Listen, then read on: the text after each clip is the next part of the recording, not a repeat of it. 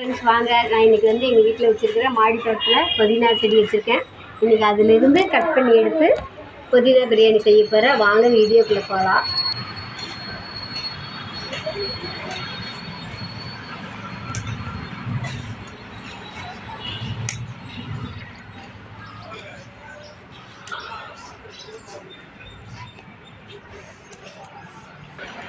தண்ணியை பாருங்க, நான் கட் பண்ணி எடுக்கிறது அழகாக இருக்குது. செடி பார்க்குறக்கு அழகாக இருக்குது. மனம் அவ்வளோ மனமாக இருக்குதுங்க.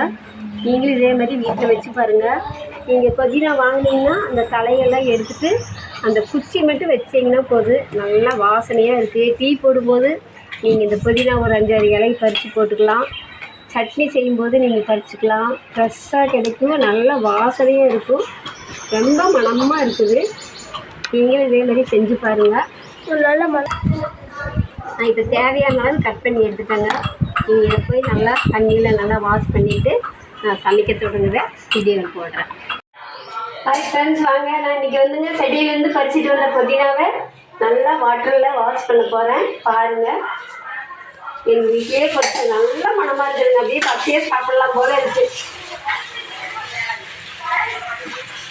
இது அப்போவே பறித்து அப்போவே செஞ்சாலே ஒரு தனி டேஸ்ட்டு.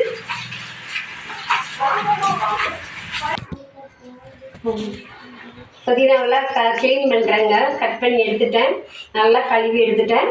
இனி இது வந்து தலையெல்லாம் சுத்தமாக கிள்ளி எடுத்துட்டு சமைக்க போகிறேங்க. பிரியாணி செய்கிறதுக்குங்க தேவையான பொருளெல்லாம் எடுத்து வச்சுக்கிறேன். என்னென்னு பார்த்துக்கலாம். 2 மிளகாய் கட் பண்ணி வச்சுருக்கிறேங்க. பச்சை மிளகாய் 4-5 எடுத்து வச்சுருக்கேன். 5 ஏலக்காய், 4 கிராம்பு, மாசி பத்தினி, பிரியாணி இலை, இதெல்லாம் வந்து தாளிக்கிறதுக்கு போடுறதுங்க. நீ அடுத்தது வந்து அரைக்கிறதுக்கு வந்து 100 இஞ்சி, 100 பூண்டு, வரமிளகா 5 வரமிளகா, பட்டை, ஏலக்காய், இது எல்லாம் வந்துங்க அரைக்கிறதுக்கு. இந்த வந்து இது எல்லாமே வந்து அரைக்கிறதுக்கு, இது தாளிக்கிறதுக்கு. அப்புறம் சாப்பாடு செய்யும்போது இந்த எலுமிச்சம்பழம், தயிர் இதெல்லாம் ஊற்றிக்கலாம். நான் இதை அரைச்சிட்டு தாளிக்கும்போது காட்டுறேங்க. இப்போ வந்துங்க அரைக்கிறது நான் என்னென்னு போடுறேன்னு காட்டுறேன். வரமிளகாய், பட்டை, ஏலக்காய் 4, கிராம்பு வந்துங்க 4 கிராம்பு, இஞ்சி,